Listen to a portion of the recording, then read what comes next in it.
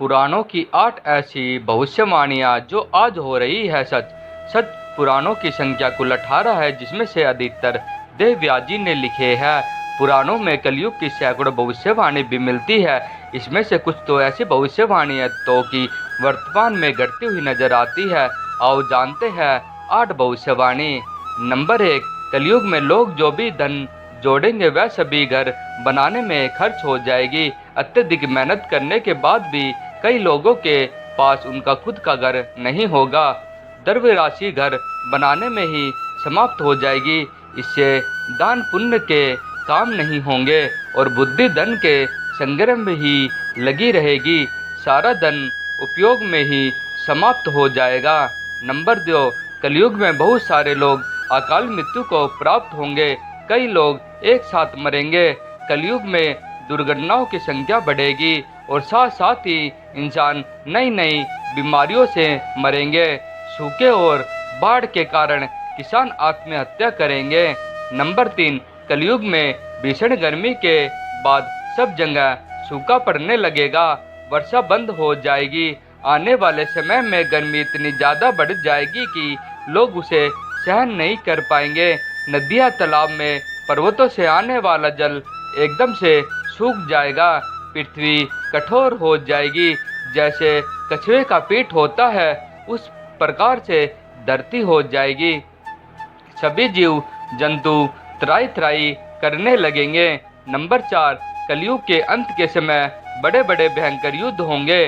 भारी वर्षा, बाढ़, सूखा, प्रचंड आंधी और जोरों की गर्मी पड़ेगी। लोग खेती काट लेंगे, कपड़े चुरा लेंगे, पानी पीने का सामान और पेटियां भी चुरा ले जाएंगे। चोर अपने ही जैसे चोरों की संपत्ति चुराने लगेंगे। हत्यारों की भी हत्या होने लगेगी। चोरों से चोरों का नाश हो जाने के कारण जनता का कल्याण होगा। युगांताल में मनुष्यों की आयु अधिक से अधिक 30 वर्ष ही होगी। नंबर 5, कलयुग में लोग घमंडी हो जाएंगे। थोड़ा सा धन प्राप्त करते ही उसमें घमंड आ जाएगा, जो कि उनके विनाश का कारण बनेगा। मनुष्य के सारे रिश्ते नाते केवल संपत्ति से ही होंगे। केवल धनवान लोगों को ही जयकार होगी और उन्हें ही ज्ञानी माना जाएगा। कलयुग में थोड़े से धन से मनुष्य में बड़ा घमंड होगा।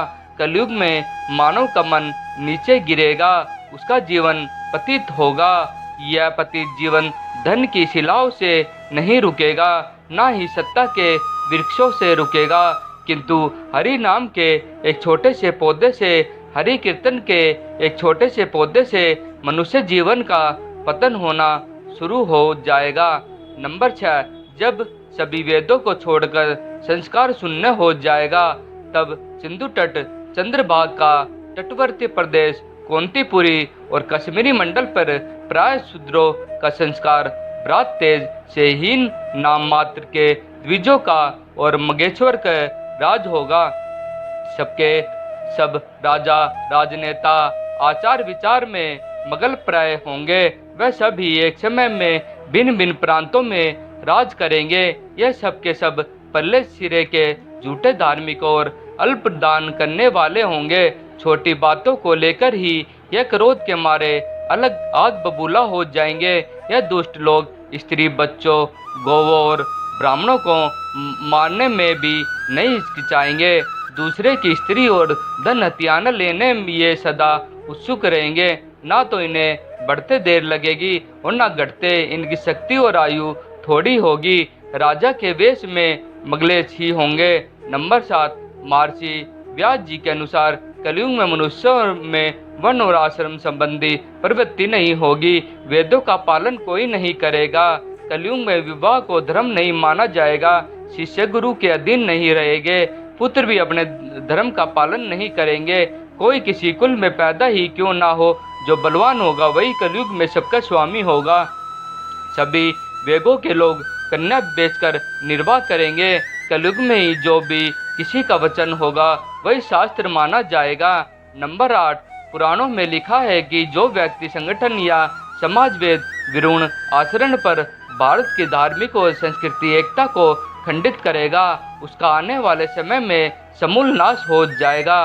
पुराण काल मानते हैं कि जैसे जैसे कलयुग आगे बढ़ेगा, वैसे वैसे भारत की गद्दी पर वेद विरोधी लोगों का शासन होने लगेगा। ये ऐसे लोग होंगे जो जनता से झूठ बोलेंगे और अपने कृतकों द्वारा एक दूसरे की आलोचना करेंगे और जिसका कोई धर्म नहीं होगा। ये सभी विधर्मी होंगे। ये सभी मिलकर भारत को तोड़ेंगे और भारत को एक अराजक भूमि बनाकर छोड़ देंगे। ऐसी ही कहानियाँ और स्टोरी हम अपने चैनल के माध्यम से आपको रोज सुनाते रहेंगे। कृपया करके हमारे चैनल से जुड़े रहने के लिए हमारे चैनल को like, share, comment and subscribe जरूर करें। धन्यवाद।